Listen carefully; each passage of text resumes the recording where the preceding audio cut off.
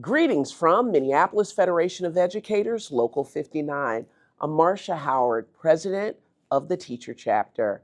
You know, a lot of people right now are focused on the city of Minneapolis because of our response to the immigration, customs, and enforcement agents that have terrorized our city.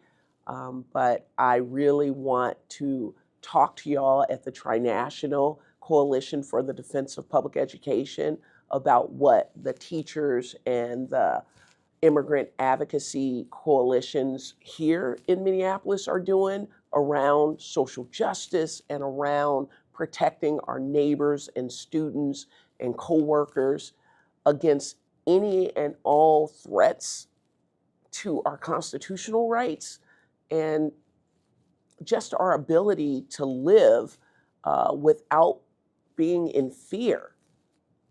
In 2024, we understood the threat that was going to come from the federal government as soon as the election results came.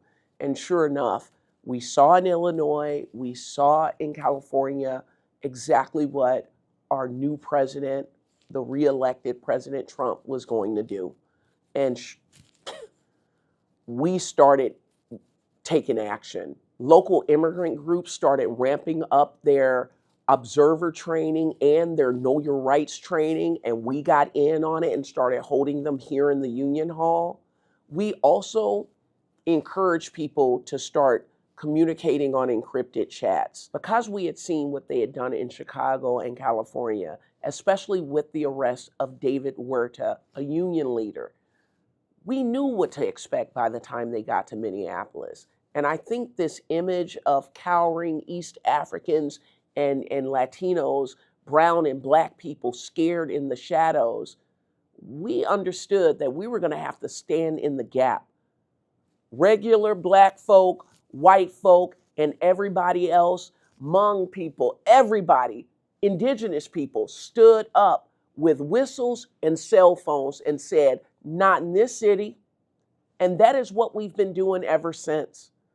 Operation Metro Surge basically is falling apart in the face of soccer moms, hockey dads, people who are picking up other folks' children and bringing them to school, educators who are standing there in the drop-off line with their whistles saying La Migra. Everybody is bilingual right now because we have to warn folks that it's not safe to be on a particular street at a particular time. And we did see retaliation because it was a mother that they shot and killed. And when they did that to Renee Good, we rose up.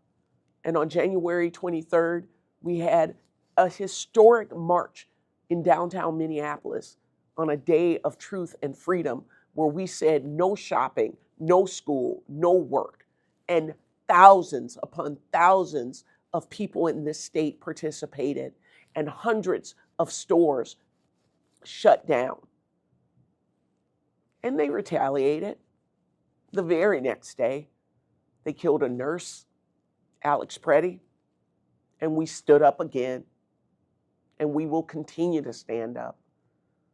And you may have heard, the federal government said they're going to draw down. They're going to go away and leave Minneapolis and St. Paul alone. We're the Twin Cities. We'll believe it when we see it. But until then, we will stay vigilant. We will stay organized. We will stay on our post and stay strong. Our communication networks, our mutual aid, our connections, not just here in Minneapolis, but across states and across borders, they're stronger than ever right now. That's what's going to sustain us. That's what's going to sustain all of us. We have to stay strong and we have to stay connected. I want to learn from y'all as well. So please, let's stay connected in this fight because it's the same fight for education and for justice, for freedom and for truth. Thank you so much. Keep fighting.